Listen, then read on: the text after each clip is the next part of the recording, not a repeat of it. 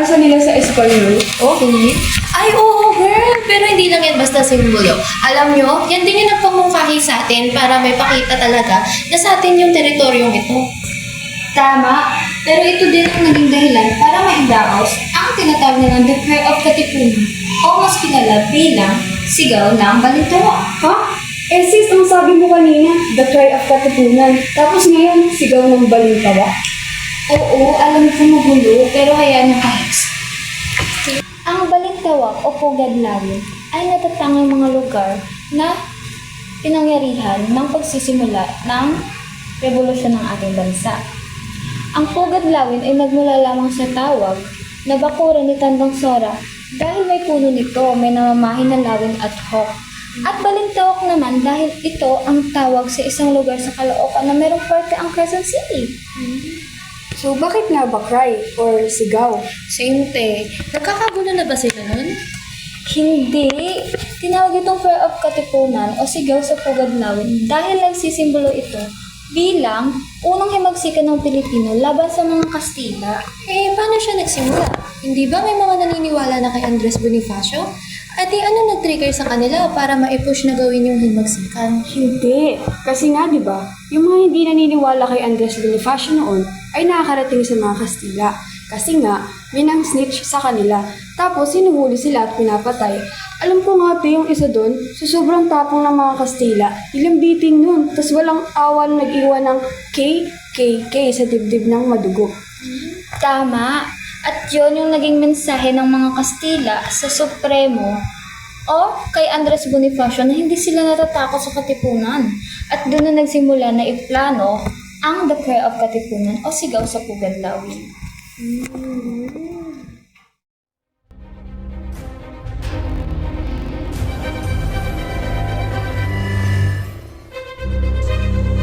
Sabihin niyo sa pinuno ng mga konseho, pinapatawag silang lahat ng Supremo. Ang kinabukasan ng mga susunod na henerasyon ay bahagi ng ating responsibilidad. Tayong mga nauna, tayo na may lakas, tayo na may kakayahan lumaban, tayo makakapagbigay ng kalayaan na nararapat sa kanila. Malaki ang tiwala ko sa iyo, Andres. Bilang ina ng Katipunan, pinauubaya ko sa iyo ang desisyon na gawin ang kung ano sa tingin mo ang nararapat. Napakarami na naging biktima ng mga Espanyol. At mas marami pa ang mamamatay kapag patuloy nating hinayaan ang kanilang pang-aapi. Sa labanang ito, isusuong natin ang ating buhay sa panganib. Ilang araw mula ngayon, sa gabi ng 29, sisimulan na natin ang revolusyon.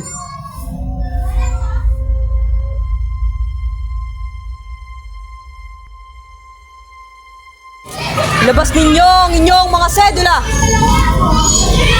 Pagmasdan ninyo ang munting papel na umaalipin sa atin. Katipunan! Kinakailangan na nating wakasan ang ilandaang taong pananakop ng Espanya.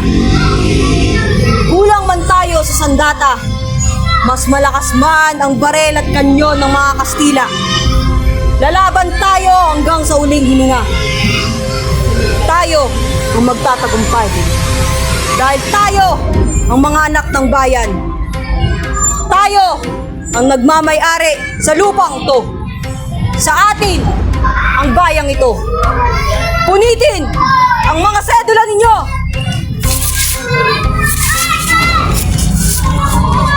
Mabuhay ang Katipunan! Mabuhay!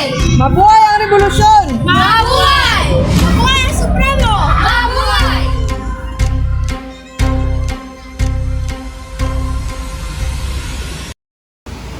Kaya ayun, doon na nagsimula mag-revolusyon ng ating bansa laban sa mga Kastila. Dahil ang sedula, Ang sedula naging simbolo, kaya sinasabi si Andres Bonifacio yung unang pangulo.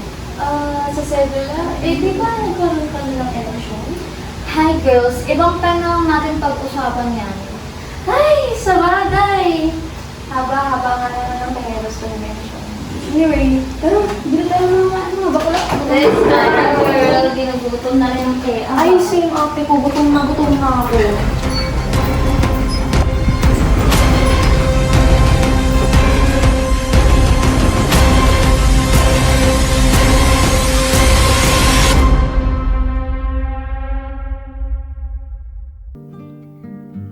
Aling pag-ibig ba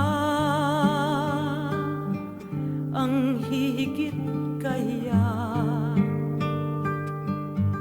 sa pagkadalisay at pagkadakila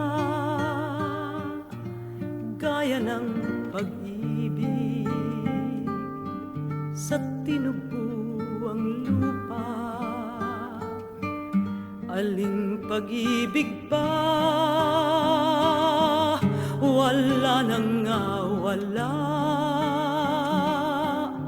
walang mahalagang hindi inihandog ng may pusong wagas sa bayang nakupok.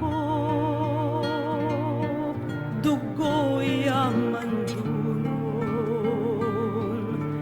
katiis at pagod, buhay mayabuting magkalagod-lagot. Ang nakaraang panahon ng alim, ang inasahang araw na darating ng pagkatimawa ng mga lipin, liban pa sa